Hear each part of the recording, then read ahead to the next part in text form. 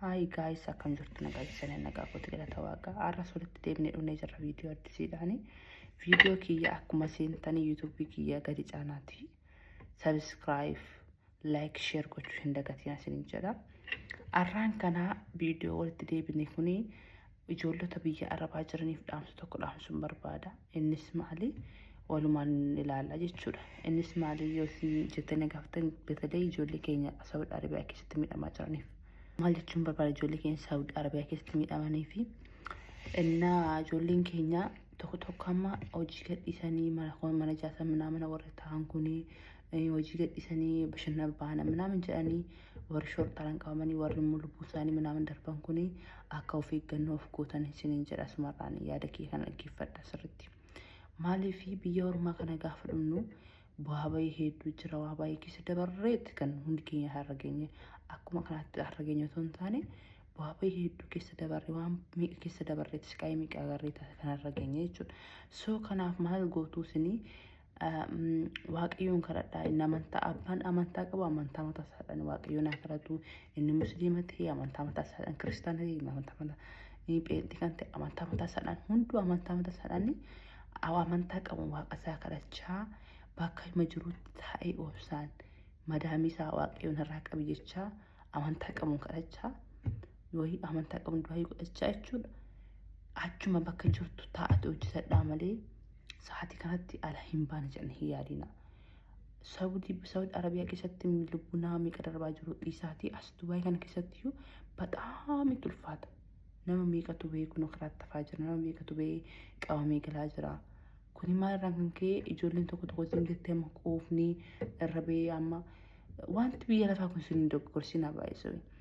Tokko amma jaalalleen qaba jettee jaalallee ishee bira deemuudhaaf jaalatte hin baati akka carraasaa wajjin bashannantee guyyaa tokko lama achi booddee inni ishee gatee biraa deema isheen immoo suuqii bahuudhaaf qabamtee gara biyyaatti galtee jechuudha qulqullaa ishee. Nama meeqatu jira baay'isuu Dubaay kana keessa namni akkasii jechuudha.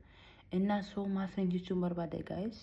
Of eeggannoo guddaa godhaa rabbi badaami ulfaata baay'isuu amma qullaa otoo baqqaatti yaadii yoo qabamtu dinqaatee sadinqaatee miti badaamitti rifattaa otoo hin beekin bakka otoo hin beekin qabamtee galuu jechuun badaami ulfaata achi keessa deemtee moo sirbeetti ta'ee taa'uu jechuun hin jira sirkii harkatti qabu asitti amma biyya kanatti amma mana kontiraataa yoo gateenyu sirkii sekendii tokko yoo laallatee akka taanu beekan ofirratti nama ofii kiyya beeka sirbeetti keessa teessee immoo sirkii sekendii tokko laaluu dhabuu jechuun guyyaa tokko guyyaa muluu yookaan ji'a tokko ji'a lama laaluu dhabuu jechuun badaami ulfaatanna. So kanaaf maasanii jechuu barbaade beetalee ijoollee shamarraniif dhaamsa kana kan dabarsuu barbaadu. Ijoollee shamarran keenya hin gurguramiinaa dhugaa. Hin gurguramiin nama kamiif hin gurguramiinaa maaliif biyya ormaa gaafa dhuftu ati dafqitee maal jettee yookaan biyya jirtu namni sekendii tokkoof mitiiti. Namni bakka akkas millatee akkasitti galagalee ilaalu hin jiru. Maaliif jaalalli kan dhufu hunduu namni siifan du'aa si hin gaggabaa si malee dhuguu hin danda'u si malee taa'uu hin danda'u kan siin jiru hunduu maal sitti fakkaate sababatti birrii qabduufidha malee otoo birrii harkatti hin qabaanne yookaan biyya jirtu si gaggabee duddee hin jiru. So inni amma ati inni koo akkas na jaallata inni koo akkas birriin kee otoo hin jiraan namni si jaallatu namni zoor jedhee si ilaalu baay'ee kana beekuu qabdan.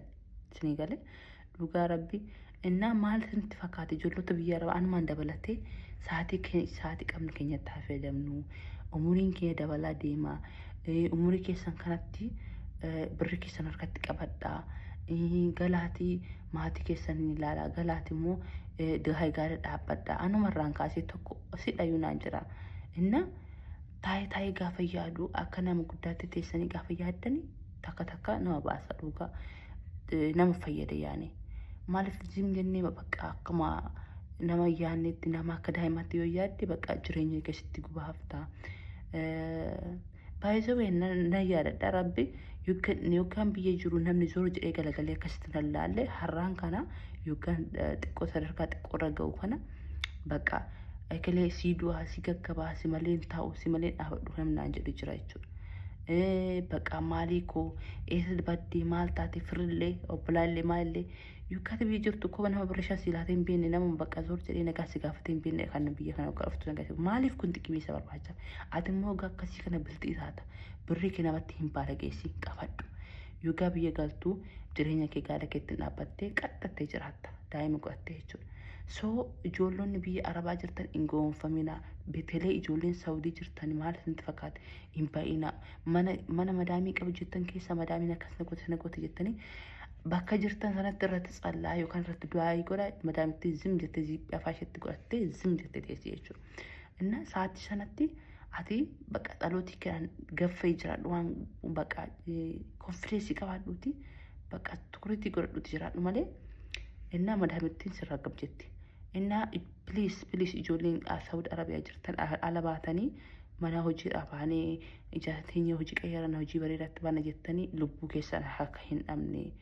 Anis tarin tikiyya tokko achi jirti bataam itti gorsa yeroo mara hin bayyini bakkuma jirtu sanatti waaqayyoon kadhadhu waaqayyoon si gargaaran jiraanii ishinaan jetti yeroo meeqa. Inna soo kanaaf guys inna waan yeroo qabnu kanatti fayyadamnu qabna.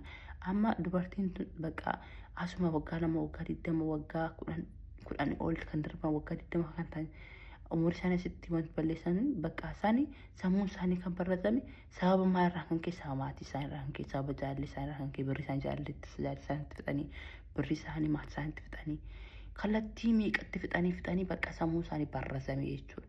So yaada keessan kan qalbii keessan kana sanarraa kaasaatti isinii karaa isa dhugaa ta'e karaa bakka konfideensii godhadhuuti bakka እኔ ማን ነኝ በቃ እኔም ሰው ነኝ ብለሽ በቃ ትኩረት አድርገሽ ከሰራሽ አንቺ ጎበዝ ነሽ፣ ጠንካራ መሆን ትችላለሽ። እና እንደዛ አስቡ አንዳንዴ ጋይሶቼ እና እወዳችኋለሁ ጋይሶቼ። እኔ ይሄን ሀሳብ ለማምጣት ነው ፈጠው ዛሬ እና ሀሳብ ከነስላችሁ ፍንኡፌ እና ሀሳብ ከነረቲ ትኩረት ይጎረዳ ደግፈዳ ስለንጀራ ቪዲዮ ብራዳን ጉያ ብራ ወደ ተደብና አማ ቪዲዮ ብራ ወደ ተደብኑት ነገና ቱራ ቻው ተንቻለዳ ቪዲዮ ኪ ያከሴንተኒ ላይክ ሼር ሰብስክራይብ ጎቹ ሂንደጋቲና ባይ ስንጃለጋ ባይ